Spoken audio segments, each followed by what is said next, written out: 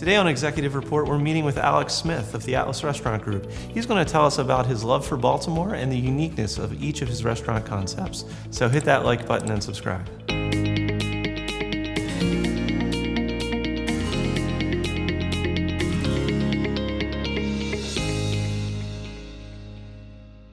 Hello, everyone. Welcome to Executive Report. Today, we are blessed to have Alex Smith, the founder of Atlas Restaurant Group. He's going to be here telling some stories about how he started the business, what effect COVID may have had on him, and then some more personal things of some of the nonprofits that he likes to support. But before we get started, let me read this quick little bio. It says, Alex Smith is the founder and president of Atlas Restaurant Group, a nationally acclaimed Baltimore-based hospitality group featuring 24 successful restaurants.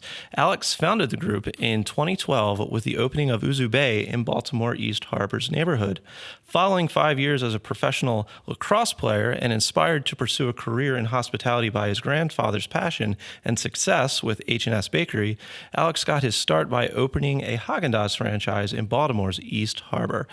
With each restaurant, the group creates an unparalleled experience that together are refining Baltimore's culinary culture. They are on pace to have up to 29 restaurants by end of year. So Alex, welcome to Executive Report. Hey, thank you for having me. So I have to be honest, I've visited many of your restaurants, and I'll tell you, they actually seem to take a completely different direction of what I was taught in school in business classes. And the fact is that your restaurants all have a different brand, completely unique, a completely separate experience.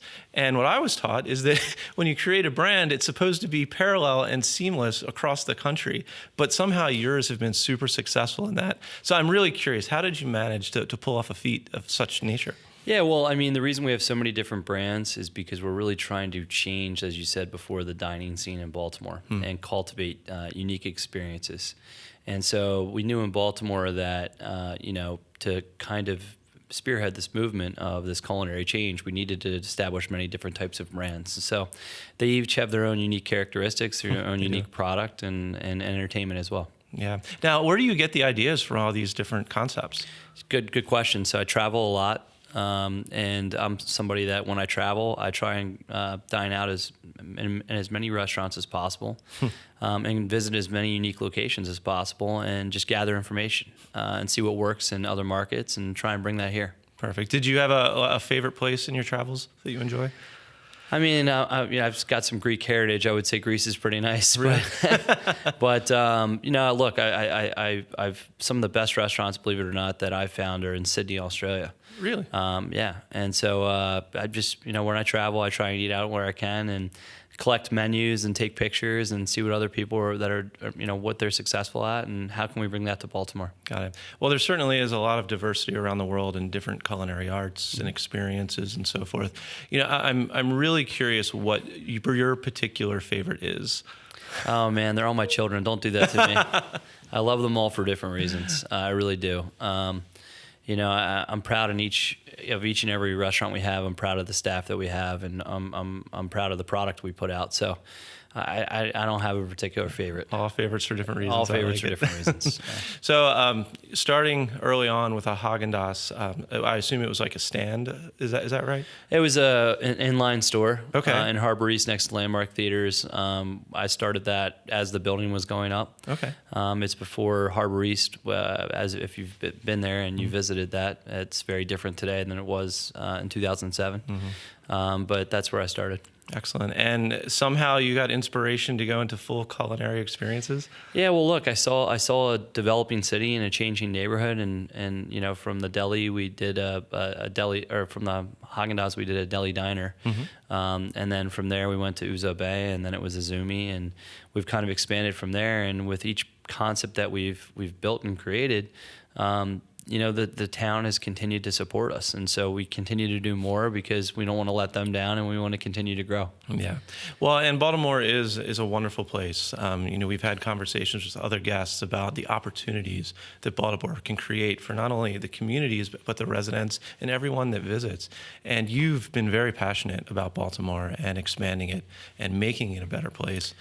I'm curious what your opinion is of where the city is now and this kind of downward spiral it seems to have been on over the past years. Yeah, I mean, look, what we've created in Baltimore with our restaurants, and we have 20 in greater Baltimore region, we've really created a regional tourist destination. So what we're trying to do in our business is bring people from various different areas around the surrounding state and have them come in as a tourist destination to experience Baltimore. And so, look, I think Baltimore has unbelievable geography. It's close proximity to DC. We've got great water frontage, great history, really diverse and culturally rich neighborhoods. I just think Baltimore has so much to offer. Obviously, leadership plays a part in that, and we need to do a better job in leadership in the city and start to turn things around. Yeah, I would agree. And specific to leadership, I don't know what your specific opinions are, but it seems like the leadership has not been good for a really long time. Do you have any advice on how to help facilitate the change? Yeah, I mean, look, in my opinion, I think you're right. The leadership has been lacking for quite a long time. I think what we need is somebody with vision and somebody that knows how to run a business and execute. And I think that part of the problem is that a lot of these people in these departments have been around forever. And we really need somebody to shake things up. I mean, really needed somebody to get in there and shake things up and change over a lot of the leadership in many of these departments that are running the agencies in the city. And it starts from the top, and we just don't have it yet. Yeah, I would agree. And I think maybe one of the first changes is someone in office that's not concerned about their next political appointment.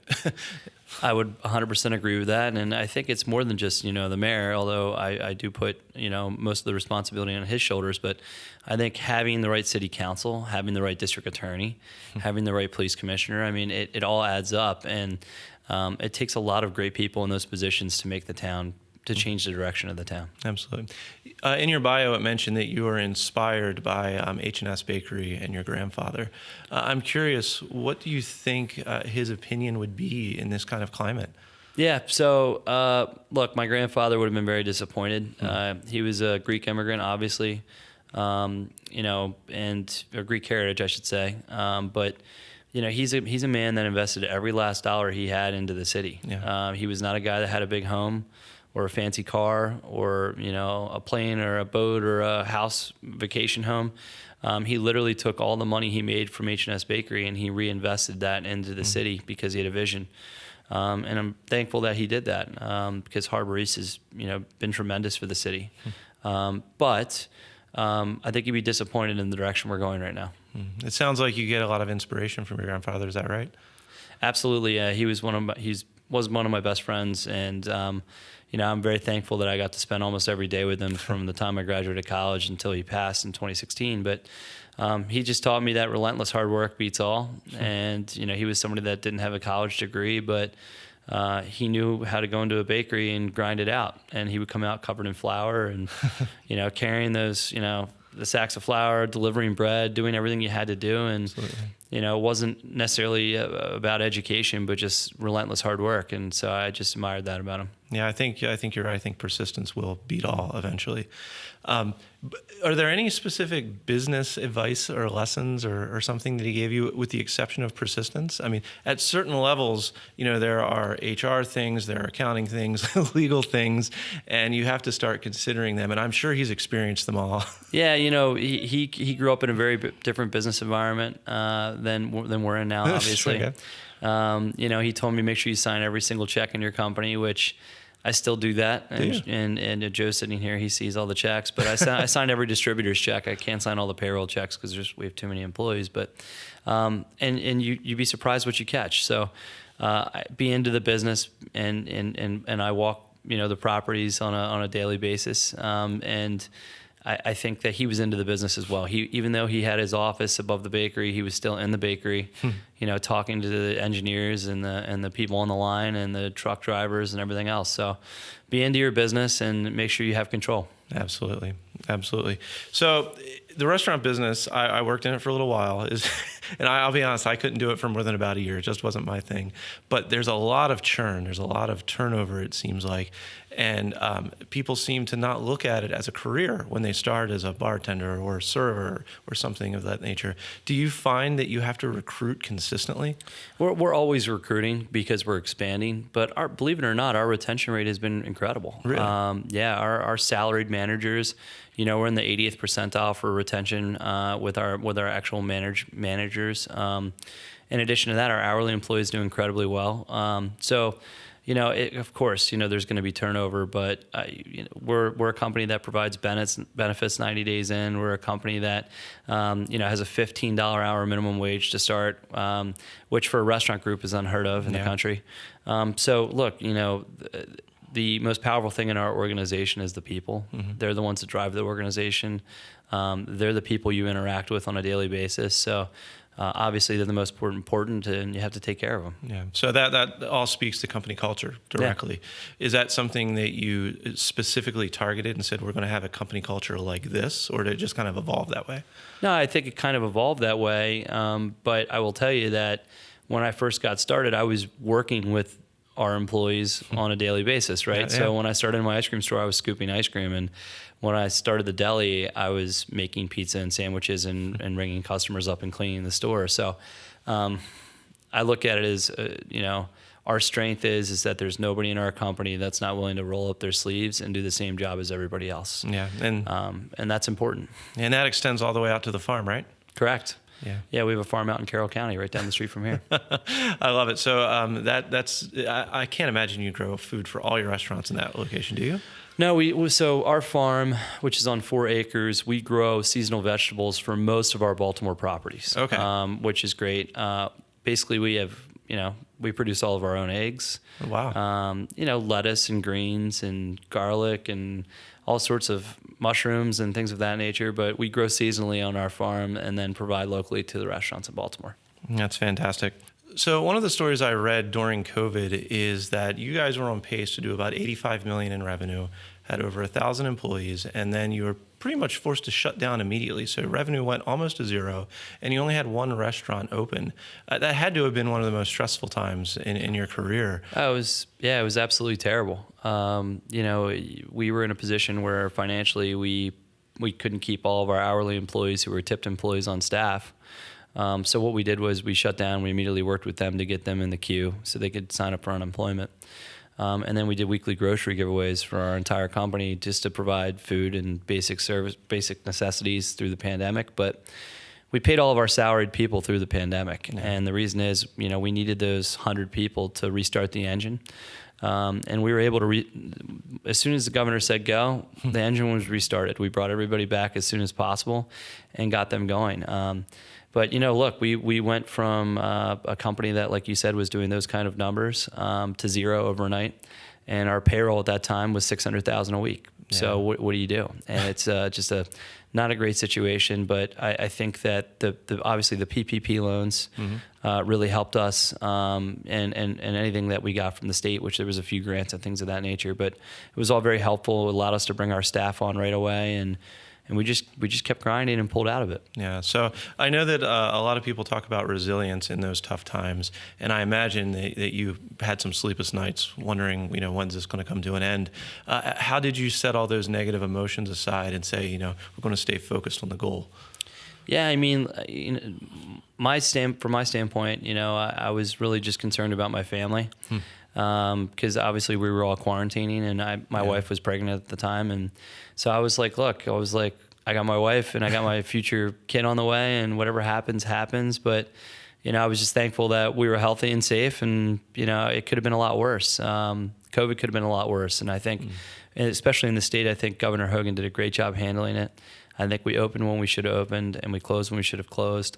The city's a different story. Yeah. I mean, they shut us down for a month in December, and we had to lay people off again after basically 8 months of being, or 7 months of being open, and that was very difficult. But it was a tough time and serious challenge.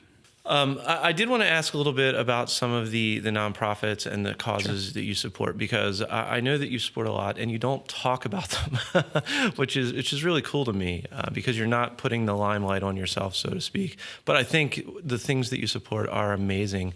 So if you could just talk a little bit about them. Sure. I mean, look, I'm on the board of obviously a few organizations in town, and we do So look, we do a lot financially for many different organizations in town. Living Classroom Foundation and Cystic Fibrosis, and I recently rotated off the National Aquarium Board, and now I'm back on the Science Center Board. But what I'm most proud of is the work that our team is doing together collectively. And what I mean by that is it's not just financial support or support for a gala, but when you have 1,500 local employees and 3 times a year we get out and we pick up trash in the community. That's right. At 12 different locations. We make food and drop off food on a biweekly basis at Our Daily Bread. We are using our organization to really push our employees and our staff members to be engaged in the community. Even from a hiring standpoint, whether it's establishing feeder programs with Mervo and Carver, tying in with their culinary programs to establish obviously a feeder system into Atlas, so people have really career jobs from day one. If their path is not to go to college. But I think the work that we're doing that really matters is the community work, where we're using our numbers to really engage in the community. Yeah. Well, it's clear that you're passionate about Baltimore and you're passionate about people. And I'm just curious, where do you think you'll be in 5 to 10 years from now? Look, I love this city. We have 3 restaurants in Houston, Texas, and although I love Houston, I mean, look, I'm here forever. Never giving up on the city. Going to continue to stay downtown. Fight the good fight. Continue to grow our organization, grow people within our organization, and help out where I can in the community. And we'll see where it takes us. But look, that was my grandfather's legacy, and my goal is to continue that on. Do you think you'd ever consider running for office? Maybe that's a headache you don't want. Look, probably not. I'll leave it at that. Understood. I can understand completely. So, well, make sure everyone on YouTube land hit that like button and subscribe. And Alex, thank you so much for being here. It was a pleasure. Thank you so much. It was great talking with you.